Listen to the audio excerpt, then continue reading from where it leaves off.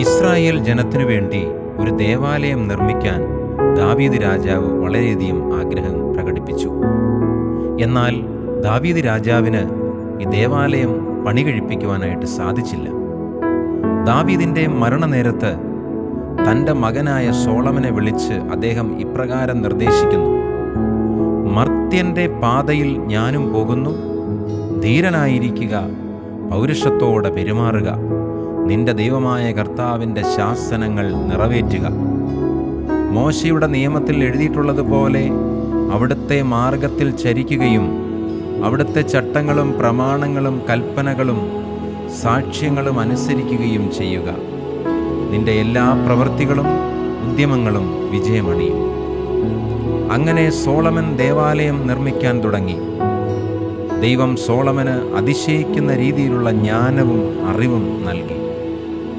ദേവാലയ നിർമ്മാണം നടക്കുമ്പോൾ സോളമന് കർത്താവിൻ്റെ അരുളപ്പാടുണ്ടായി: നീ എനിക്ക് ഭവനം പണിയുകയാണല്ലോ, എൻ്റെ ചട്ടങ്ങൾ ആചരിച്ച് എൻ്റെ അനുശാസനങ്ങൾ അനുസരിച്ചും എൻ്റെ കൽപ്പനകൾ പാലിച്ചു നടന്നാൽ ഞാൻ നിന്റെ പിതാവായ ദാവീദിനോട് ചെയ്ത വാഗ്ദാനം നിന്നിൽ നിറവേറ്റും.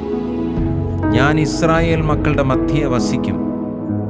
എൻ്റെ ജനമായ ഇസ്രായേലിനെ ഞാൻ ഉപേക്ഷിക്കുകയില്ല. സോളമൻ ദേവാലയത്തിൻ്റെ പണി പൂർത്തീകരിച്ചു.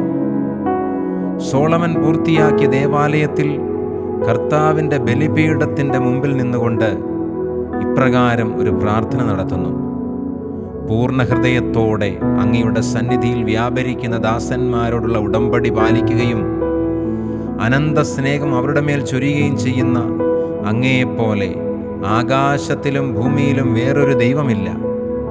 എൻ്റെ പിതാവും അങ്ങയുടെ ദാസനുമായ ദാവീദിനോട് ചെയ്ത വാഗ്ദാനം അങ്ങ് നിറവേറ്റിയിരിക്കുന്നു.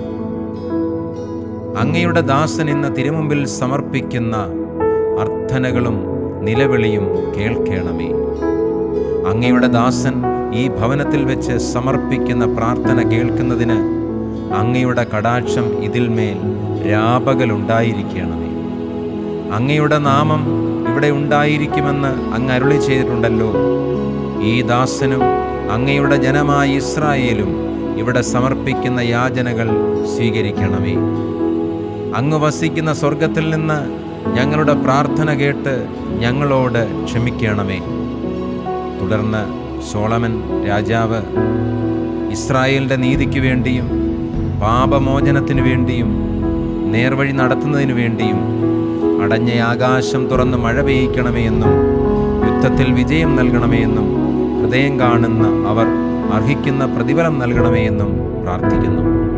തുടർന്ന് സോളമൻ എഴുന്നേറ്റ് ബലിപീഠത്തിൻ്റെ മുമ്പിൽ മുട്ടുകുത്തി കൈകൾ ആകാശത്തേക്ക് ഉയർത്തി ജനത്തെ ആശീർവദിക്കുന്നു. ആശീർവാദത്തിൽ അവിടുന്ന് തൻ്റെ വാഗ്ദാനമനുസരിച്ച് സ്വജനത്തിന് ശാന്തി നൽകിയ കർത്താവ് വാഴ്ത്തപ്പെടട്ടെ എന്ന് കരങ്ങളുയർത്തി അവിടുന്ന് പറയുന്നു. ഭാരതത്തിൻ്റെ അപ്പോസ്തോലനായ മാർത്തോമാ ശ്ലീഹായുടെ നാമത്തിൽ ഈ നാലാഞ്ചിറ ദേവാലയം ഈ നാടിൻ്റെ മുഴുവൻ പ്രാർത്ഥനാലയമായി വിളങ്ങട്ടെ. ഈ നാട്ടിലുള്ള നാനാജാതി മതത്തിൽപ്പെട്ടവർക്ക് പ്രാർത്ഥിക്കുവാനുള്ള ഒരു അഭയകേന്ദ്രമായി ഈ ദേവാലയം ഒരു പ്രകാശം പോലെ നാടിന് മുഴുവൻ വെളിച്ചം നൽകട്ടെ എന്ന് ആശംസിക്കുന്നു. ഈ ദേവാലയത്തിൽ വന്ന് പ്രാർത്ഥിക്കുന്നവർ അനുഗ്രഹങ്ങൾ വാങ്ങി ദൈവത്തിൻ്റെ വലിയ സമാധാനം അനുഭവിച്ച് കടന്നു പോകുവാൻ ഈ ദേവാലയം ഒരു വലിയ അനുഗ്രഹമായി തീരട്ടെ എന്ന് ഹൃദയപൂർവ്വം ആശംസിക്കുകയും ചെയ്യുന്നു.